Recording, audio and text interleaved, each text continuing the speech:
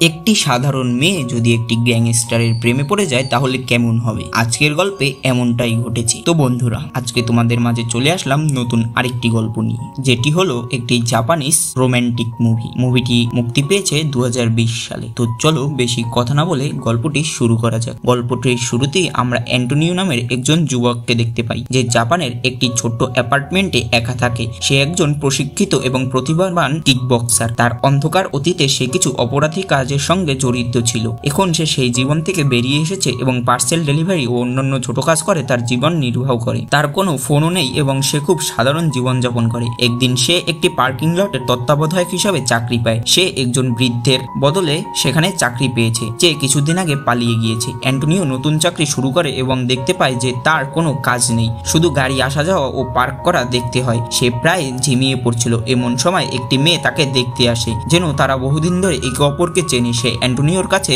এসে খুব আগ্রহের সাথে কথা বলতে শুরু করে। অ্যান্টোনিও বুঝতে পারে যে মেয়েটি দৃষ্টিহীন এবং তাকে তার বন্ধু সেই বৃদ্ধ মানুষটি ভাবছে। সে অ্যান্টোনিওর সাথে কথা বলা চালিয়ে যেতে থাকে। অ্যান্টোনিও এতটাই অবাক হয়ে যায় যে কোনো প্রতিক্রিয়া দেখাতে পারে না। মেয়েটি একটি কমলা লেবু এবং একটি গরম শেখা পাওয়া রুটি তাকে খেতে দেয়। অ্যান্টোনিও সেগুলো গ্রহণ করে। মেয়েটি নিজের জন্য খাবার এনেছিল, তার সাথে অ্যান্টোনিওর জন্য কিছু রুটি এনেছিল। কিছুক্ষণের মধ্যেই মেয়েটি বুঝতে পারে যে তার শরীর থেকে অন্যরকম গন্ধ আসছে এবং সে বুঝতে পারে যে এটি তার বন্ধু নয়। অ্যান্টোনিও তোতলানো গলায় বলে যে বৃদ্ধ লোকটি সম্ভবত চলে গেছে। মেয়েটি অ্যান্টোনিওকে প্রশ্ন করে সে কেন খাবার গ্রহণ করলো। অস্বস্তির সাথে অ্যান্টোনিও সবকিছু ফিরিয়ে দেয়। মেয়েটি তাকে জানায় যে সে এবং বৃদ্ধ লোক একসঙ্গে তাদের কেবিনে টিভি শো দেখত। এরপর সে তার ভুল বোঝার জন্য ক্ষমা চেয়ে সেখান থেকে চলে যায়। তখনই বৃষ্টি নামতে শুরু করে। অ্যান্টোনিও তা দেখে এবং মেয়েটিকে ভেতরে আসার জন্য বলে, কারণ সে বাইরে আটকা পড়েছে। মেয়েটি তার প্রস্তাব গ্রহণ করে এবং তারা একসঙ্গে পছন্দের টিভি শো দেখে। অ্যান্টোনিও মনোযোগ দিয়ে মেয়েটিকে টিভি শো অডিও শুনতে দেখে। টিভি শো শেষ হওয়ার পর মেয়েটি তাকে কৃতজ্ঞতা স্বরূপ রুটিটি দেয় এবং মনে করিয়ে দেয় যে বৃদ্ধ লোকটি যেটি অলিভ গাছের যত্ন নিত তার যত্ন নিতে। অ্যান্টোনিও তাতে রাজি হয়ে যায়। মেয়েটির এই আগমন তাকে তখনও অবাক করে রেখেছে। পরে সে স্নান করে পাশের ঘরে যায় যেখানে সে থাকে। সেই বৃদ্ধ লোকটি ফেলে যাওয়া জিনিসপত্র পরিষ্কার করে। এরপর মেয়েটির দেওয়া রুটিটা খায়। সে অলিভ গাছেও জল দেয়। এদিকে মেয়েটি তার নিজের বাড়িতে ফিরে তার জন্য খাবার তৈরি করে। সে একা থাকে এবং নিজের খাবার নিজেই রান্না করে। সে একটি কল সেন্টারে কাজ করে, যেখানে গ্রাহকদের প্রয়োজনে তাদের সঙ্গে কথা বলতে হয়। তার বস একজন বিরক্তিকর ব্যক্তি এবং প্রায়শই তাকে খারাপ নজরে দেখে। চাকরি হারানোর ভয়ে সে সবকিছু নীরবে সহ্য করে। অ্যান্টোনিও একটি কিকবক্সিং ক্লাবে যায়, যেখানে সে খেলাটি অনুশীলন করত। সে তার অতীতের আচরণের জন্য ক্ষমা চাইতে এসেছিল। তার অপরাধমূলক কাজের জন্য তাকে ক্লাব থেকে বের করে দেওয়া হয়েছিল। তার প্রশিক্ষণ জিন তাকে দেখে খুশি হয়, কিন্তু ক্লাবের মালিক এখনো বিরক্ত এবং তার ক্ষমা গ্রহণ করতে রাজি নন। জিন অ্যান্টোনিওকে আবার ক্লাবে যোগ দেওয়ার জন্য জোর করে, কিন্তু সে ইতস্তত করে। এরপর ক্লাবের মালিক এসে জিনকে তার গ্লোভস পরে রিংয়ে ফিরে যেতে বলেন, কিন্তু অ্যান্টোনিও ক্ষমা চায় এবং জানায়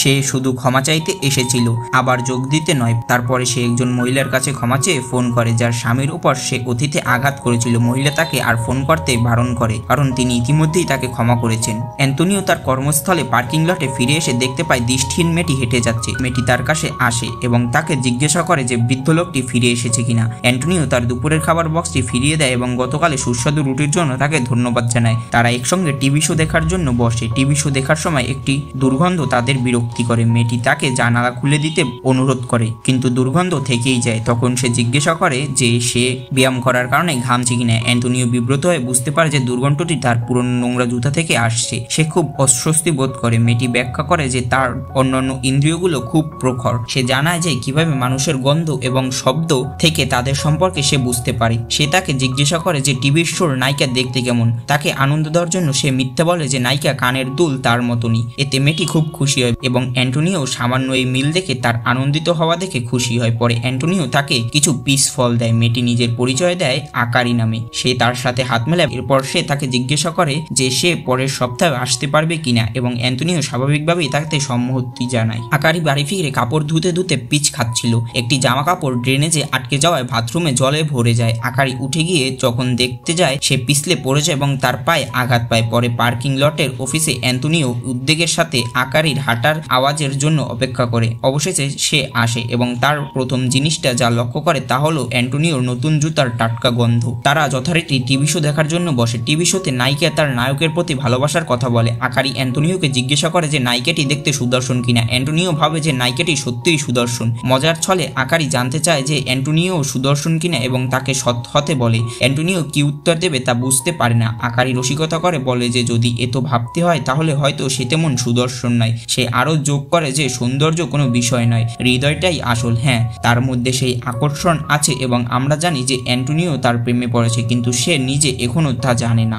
আকারি চলে যায়, কিন্তু একটি গাড়ির আঘাতে প্রায় পড়ে যাচ্ছিল। তার পা এখন আরো খারাপ হয়েছে এবং অ্যান্টোনিও তাকে হাসপাতালে নিয়ে যায়। তার পায়ে ব্যান্ডেজ করা হয় এবং তার হাঁটতে কষ্ট হয়। ফেরার পথে সে তাকে তার নাম জিজ্ঞাসা করে। অ্যান্টোনিও উত্তর দিতে ইতস্তত করে, কারণ তার নাম জাপানিজ নয়, ইংরেজি। যখন তার হাঁটতে খুব কষ্ট হচ্ছিল, অ্যান্টোনিও তাকে সাহায্য করে। সে তাকে সতর্ক করে যে এর জন্য তাকে আফসোস করতে হবে, কিন্তু অ্যান্টোনিও ইতস্তত করে না। সে তাকে কাঁধে করে তার বাড়ি পর্যন্ত নিয়ে যায়। তার বাড়িটি অনেকগুলো সিঁড়ির উপরে এবং সে তাকে মনে করিয়ে দেয় যে সে তাকে সতর্ক করেছিল। অ্যান্টোনিও কষ্ট করে তাকে উপরে নিয়ে যায়, যা তার ভালোবাসার পরিশ্রম। সে আরো একটি অনুরোধ করে তার লন্ড্রির ড্রেন পরিষ্কার করে দিতে। অ্যান্টোনিও চেষ্টা করে এবং বুঝতে পারে যে তার আন্ডারগার্মেন্টস ড্রেনেজে আটকে গেছে। এতে সে বিব্রত হয়। সে তাকে উপহার হিসেবে একটি কনসার্টের 2টি টিকিট দেয়। সে তাকে তার কোনো বন্ধুর সাথে নিয়ে কনসার্টে যেতে বলে। অ্যান্টোনিও নীরব থাকে। আকারি বুঝতে পারে যে তার কোনো বন্ধু নেই, তাই সে তার সাথে যাওয়ার জন্য প্রস্তাব দেয়। কনসার্টের জন্য আকারি যে কোনো মেয়ের মতো সুন্দরভাবে সেজে ওঠে। সে তার পোশাক নিয়ে খুব সচেতন হয়ে পড়ে এবং শেষ মুহূর্তে তা পরিবর্তন করে। কনসার্টে সে অ্যান্টোনিওকে সঙ্গীত শিল্পীদের বর্ণনা দিতে বলে। সে খুব আগ্রহের সাথে কনসার্ট উপভোগ করে। পরে তারা রাতের খাবারের জন্য যায়। সে একটি গ্রিল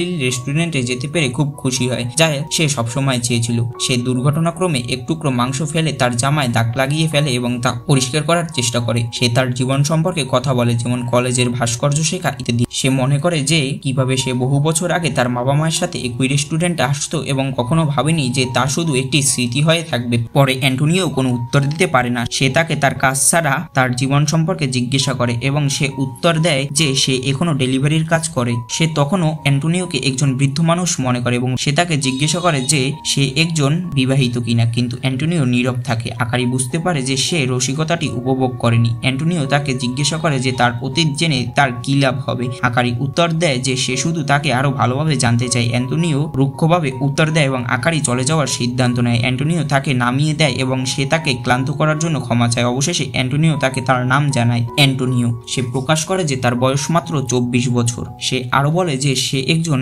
কিকবক্সার ছিল, কিন্তু তার একটি অপরাধমূলক অতীত আছে। আকারি শান্তভাবে প্রতিক্রিয়া জানায়। সে তাকে আবার ধন্যবাদ জানিয়ে ভিতরে চলে যায়। পরের দিন কর্মস্থলে তার বস তাকে তার অফিসে ডাকেন। তিনি তাকে একটি জন্মদিনের উপহার দেন, যা সে প্রত্যাখ্যান করার চেষ্টা করে। সে বলে যে তিনি ইতিমধ্যে তাকে কনসার্টের টিকিট উপহার দিয়েছেন।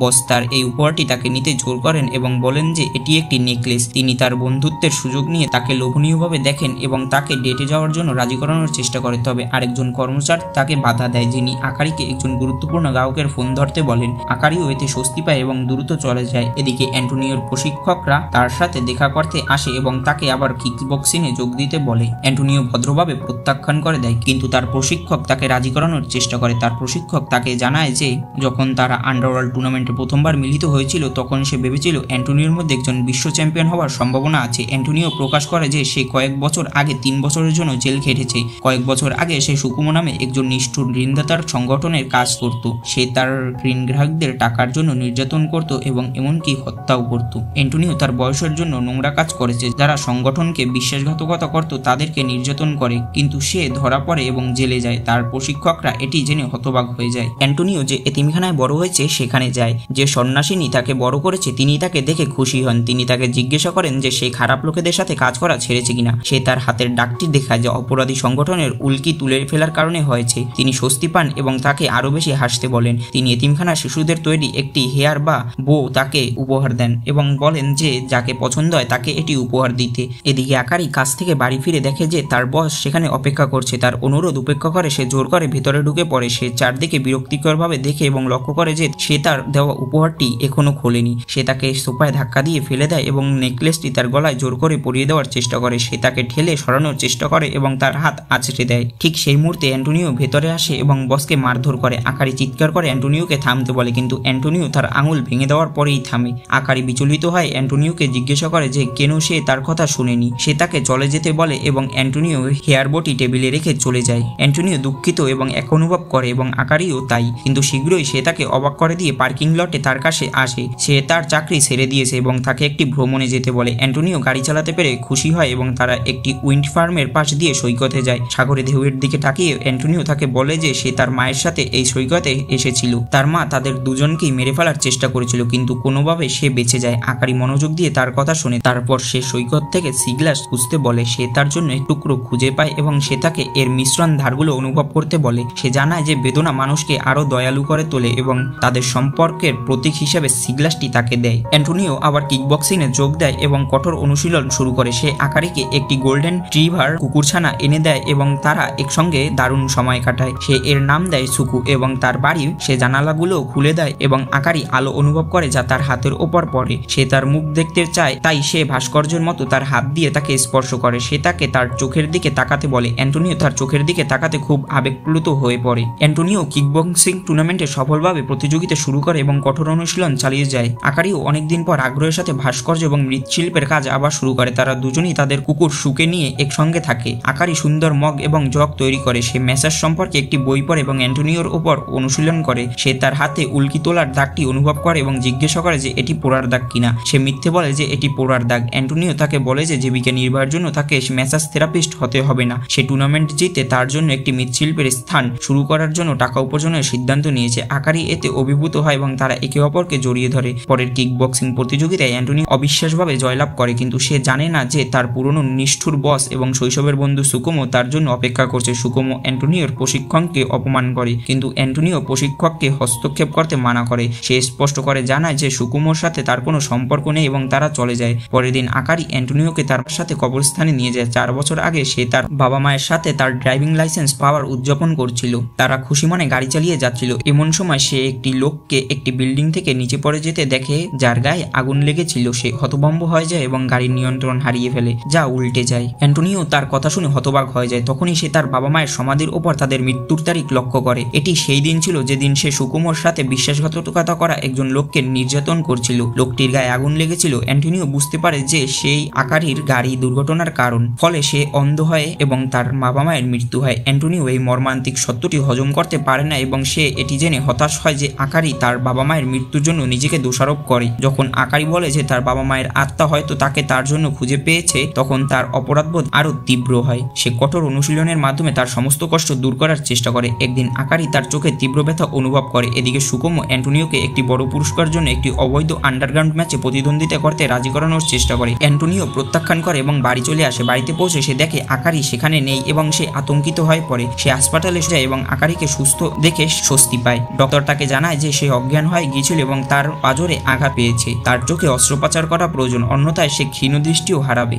বিচলিত অ্যান্টোনিও তার এতিমখানায় যায়। সন্ন্যাসী তাকে জানায় যে সেখানকার শিশুরা একটি মিউজিক বক্স তৈরি করেছে। তিনি তার পছন্দের গানটির নাম জিজ্ঞাসা করেন যেন তার জন্য একটি গান তৈরি করা যায়, কিন্তু অ্যান্টোনিও কেবল তার অতীতের পাপ কিভাবে তাকে তাড়া করছে তা নিয়ে চিন্তিত। সন্ন্যাসিনী তাকে আশ্বস্ত করে যে তাদের প্রায়শ্চিত্ত হয়েছে। সে ভাবে যে এখনো প্রায়শ্চিত্ত করেনি। সে বিশ্বাস করে যে সে তার আশেপাশের মানুষের জন্য দুঃখ বয়ে আনে। সন্ন্যাসিনী তাকে বলেন যে অতীত পরিবর্তন করা যায় না, কিন্তু সে অভাবী লোকেদের সাহায্য করে তার বর্তমান পরিবর্তন করাতে পারে। তিনি তাকে আরো মনে করিয়ে দেয় যে তার নিজেকেও ক্ষমা করা দরকার। পরের দিন অ্যান্টোনিও আকারিকে জিজ্ঞাসা করে যে কেন সে তার প্রয়োজনীয় অস্ত্রোপচার সম্পর্কে কখনো বলেনি। সে অস্ত্রোপচারের খরচ দেওয়ার প্রস্তাব দেয়, কিন্তু সে জানায় যে তার অন্ধত্বকে তার বাবা মায়ের মৃত্যুর প্রায়শ্চিত্ত হিসেবে দেখে। সে তাকে বলে যে তার ভবিষ্যতের সন্তান মুখ না দেখে তার জীবন কেটে যাওয়া উচিত নয়। সে তাকে অস্ত্রোপচার করাতে রাজি করাতে সক্ষম হয়। তারা যখন বাড়ি ফিরে আসে, অ্যান্টোনিও দেখে যে অপরাধী সংগঠনের লোগো আকারির দরজায় আঁকা রয়েছে। সে সুকুমোর কাছে যায় কারণ সে আকারিকে নিরাপদে রাখতে চায় এবং মিথ্যা বলে যে তাদের বিচ্ছেদ হয়ে গিয়েছে। সুকুমো তাকে বলে যে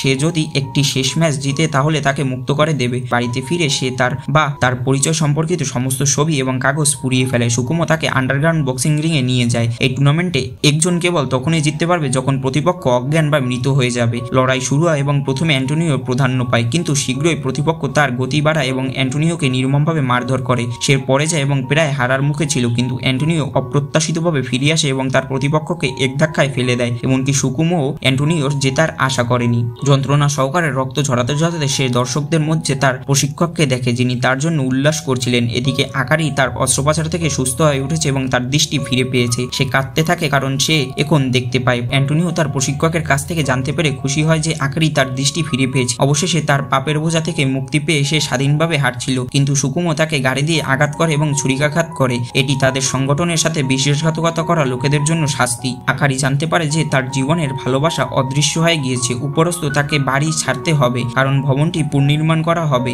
সে অ্যান্টোনিওর কাছ থেকে একটি কুরিয়ার পায় এবং এটি একটি মিউজিক বক্স, যাতে তার পছন্দের গানটি বাজছিল, যা তারা একসঙ্গে গুনগুন করত। সে দেখে যে এটি এতিমখানা থেকে পাঠানো হয়েছে এবং সে সেখানে যায়। সন্ন্যাসিনী তাকে বুঝতে পারেন যে সে কে এবং তাকে জানান যে সে চলে গেছে কারণ সে দুর্ঘটনার কারণ এবং তার বাবা মায়ের মৃত্যুর জন্য নিজেকে দোষারোপ করে। আকারি ভেঙে পড়ে। সে তার নতুন জায়গার তার স্মৃতি থেকে অ্যান্টোনিওর ভাস্কর্য তৈরি করে। 2 বছর পর আকারি একটি মৃৎশিল্পের স্টুডিও এবং দোকান খুলেছে। শুকু বড় হয়ে গিয়েছে। আকারি একটি কাছাকাছি পুনর্বাসন কেন্দ্রে একজন ম্যাসাজ থেরাপিস্ট হিসেবে স্বেচ্ছাসেবকের কাজ করছে। সে রোগীদের সাথে খুব ভালোভাবে মিশে যায়। সেখানে তার একজন তরুণের সাথে দেখা হয় যে পক্ষাঘাতগ্রস্ত। সে জানে না যে সেই ব্যক্তি যাকে সে খুঁজছে অ্যান্টোনিও। অন্যদিকে সে সঙ্গে সঙ্গে তাকে চিনতে পারে, কিন্তু পরিচয় গোপন করে রাখে। যখন সে তাকে ম্যাসাজ করার চেষ্টা করে, সে কিছু অদ্ভুত অনুভব করে যেন সে পরিচিত, কিন্তু দেখে তার নাম ভিন্ন। তখন সে চলে যায়। অ্যান্টোনিও যন্ত্রণায় কাঁদে। কয়েকদিন পর অ্যান্টোনিও স্ক্র্যাচে ভর করে হাঁটার মতো যথেষ্ট সুস্থ হয়ে ওঠে। সে অ্যান্টোনিও নামের একটি দোকান দেখে সে কৌতূহলী হয় এবং ভেতরে যায়। সে একটি অলিভ গাছ দেখতে পায় এবং সেটি কেনে। সেই দোকানে রাখা একটি মিউজিক বক্সও লক্ষ্য করে। সে সেটি চিনতে পারে এবং সেই গানটি বাজায় যা আকারি প্রায় গুনগুন করত। তাদের মিষ্টি সম্পর্কের স্মৃতিগুলো ফিরে আসা সে কাঁদতে শুরু করে। সে গাছটি নিয়ে চলে যায়। যখন সে হেঁটে যাচ্ছিল, শুকু তাকে চিনতে পারে এবং তার দিকে ছুটে আসে। অ্যান্টোনিও পড়ে যায় এবং আকারি তাকে সাহায্য করার জন্য ছুটে আসে। সে তাকে হাসপাতাল থেকে আসা সেই ছেলেটি হিসেবে চিনতে পারে এবং তাকে গাড়ি করে নিয়ে যাওয়ার প্রস্তাব দেয়, কিন্তু সে প্রত্যাখ্যান করে। আকারি তার দোকানে পৌঁছালে বিক্রয়কর্মী তাকে জানায় যে একজন গ্রাহক গানটি শুনে কেঁদেছে। অবশেষে সে বুঝতে পারে যে স্ক্র্যাচে ভর করা থাকা লোকটি যাকে শুকু অনুসরণ করছিল সে আর কেউ নয়, অ্যান্টোনিও।